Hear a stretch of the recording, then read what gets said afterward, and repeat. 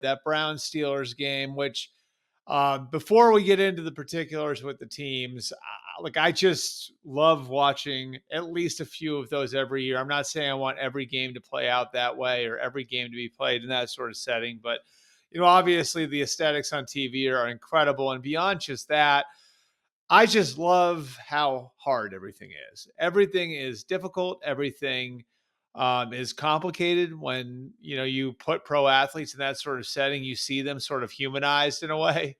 And so, just getting to see the degree of difficulty in getting things done, and how difficult it was for the Steelers to come back from a 2-score deficit, and how difficult it was for the Browns to answer them after that, and having to convert the 3rd and 7, the sideline throw to Jerry Jeudy near the end of that game. It was just great in every single way. And, again, like I'm not saying I want to see every game played that way. Of course I don't.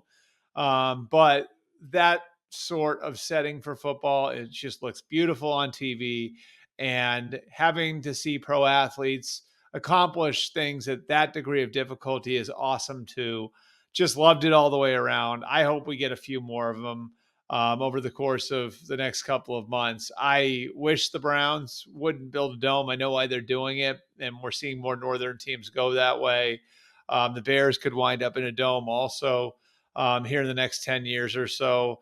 But I really love football and the elements. I love the elements being a factor. I love seeing which teams can survive and thrive in the elements, and all that stuff was on display last night. So A plus, A plus plus plus plus. Even if it wasn't, again, like the most artistic football game, everything else about it was fantastic. And love to see it. Hopefully we get a couple more of those here through the rest of the regular season, and maybe 1 or 2 in the playoffs. All right.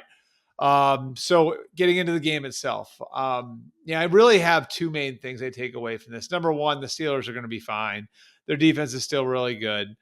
They had some issues protecting, of course, with Myles Garrett having the night that he did, and their offensive line did have some issues blocking the Browns front.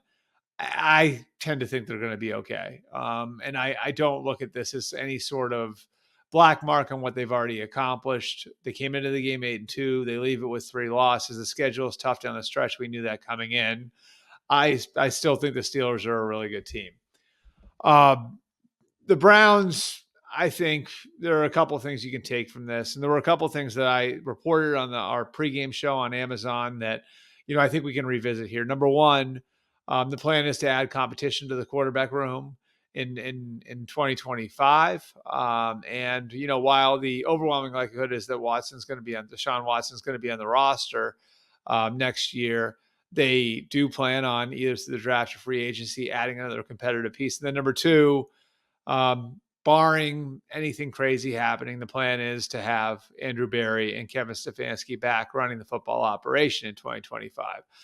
I think this game showed elements of why on both counts. Just as far as adding something to the quarterback room, adding competition to the quarterback room, and really the way that they've done it the last couple of years, they put people in that quarterback room to lift Deshaun Watson up. It's part of the reason why Joe Flacco isn't there anymore. Next year, the plan will be to look hard at adding somebody who can compete for the job. Again, whether that's through free agency or through the draft. And I think, some of the reasons why are underscored with the spark that Jameis Winston's given them. Has he been perfect? Absolutely not. But, you saw in that game against the Ravens a few weeks ago, you saw last night that the team really rallies around him. And, he's had a way of making plays when he needs to make plays. Again, it's not perfect. They're 3-8, but for a team that seemed like it was dead in the water and almost lifeless a few weeks ago, Jameis has brought new life to them.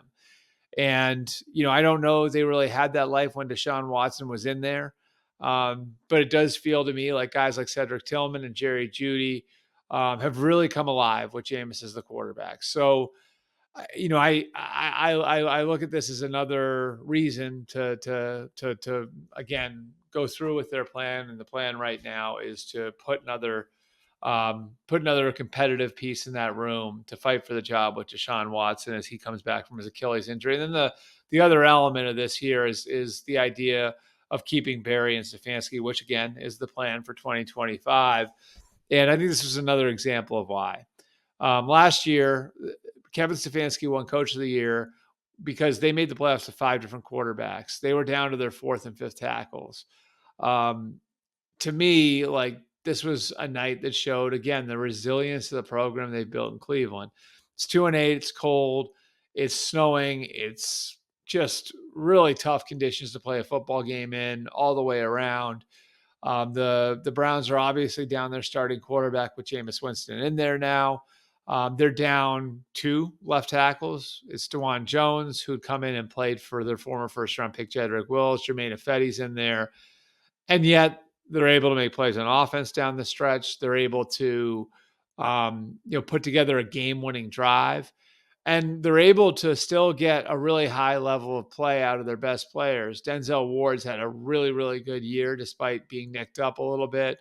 And then Myles Garrett was fantastic again last night. And again, they're doing this on a team that's sort of playing out the string now. So I think the effort, the resourcefulness, the resilience you still see from Andrew Berry and Kevin Stefanski's program is a huge part of what should get them the mulligan going into next year, and why I think they'll get the mulligan going into next year, and why the plan is for right now for ownership to give them the mulligan going into next year. It's a good team. They've got good players. They've got depth. They've got resilience. Yes, the quarterback thing got fouled up. Everyone's got blood in their hands for that. Ownership, general manager, head coach, like everyone's got culpability on the Deshaun Watson thing. But they've done so many other things right. And I'll be interested to see where the whole program goes in 2025 because I still think there's a really good foundation